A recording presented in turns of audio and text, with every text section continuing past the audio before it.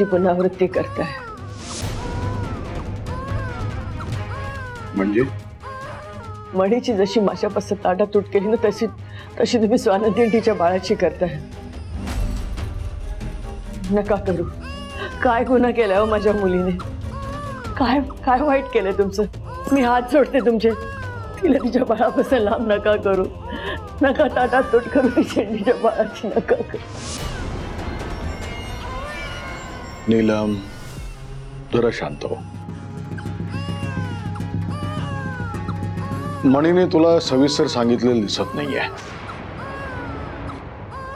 पण त्यालाही माहिती आहे की समजा ते बाळ सुजितकडे राहिलं तर ते बाळाच्या दृष्टीनं, स्वानंदीच्या दृष्टीनं, मणीच्या दृष्टीनं, आपल्या सगळ्यांच्या दृष्टीनं ते चांगलं होईल, सगळ्यांचं भलं होईल। आणि तुम्हाला समजा स्वतःचं भलं होऊ नये असं वाटत असेल तर सत्याला सामोरं जायला तयार राहा।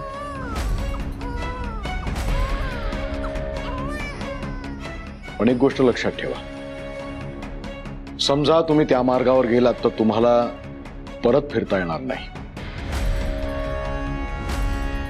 आणि मग त्याचे पडसाद जे काही उमटतील, त्याचा जो काही परिणाम होईल ना ते भोगायला तयार राहा।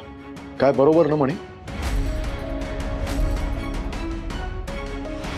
ह्या अग्रीमेंट मध्ये काही अटी आहेत ज्याच्यावर कोणीतरी सह्या केलेल्या आहेत, ठीक आहे?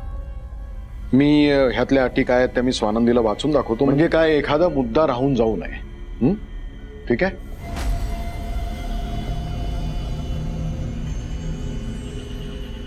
स्वानंदी, हे माझ्याकडे आहे। साहेब, स्वानंदी एक मिनिट। आणि सर आपलं बाळ, आपलं बाळ बघू, सांभाळ, आपण त्याला आपल्या घरी नेऊ।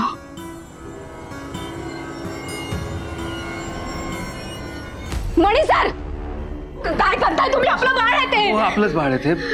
हे बघा साहेब, जर म्हणतायत तर तुम्ही ऐका त्यांचं। ते कायम आपल्या भल्याचा विचार करता, आताही भल्यासाठी सांगत असतील ना? नाही मणी सर, आपलं बाळ, आपलं बाळ रडतंय त्याला। मणी सर, आपलं बाळ।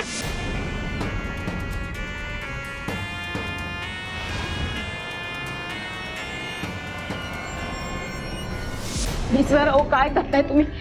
मणी सर काय करताय तुम्ही? का असं वागलात? तुम्ही वचन दिलं होतं ना मला की माझं बाळ तुम्ही मला आणून देणार,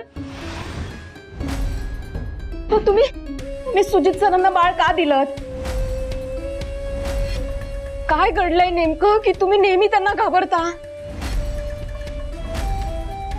असं काय झालंय की नेहमी तुम्ही सुजित सरांसमोर नमतं घेता? मणी सर उत्तर द्या।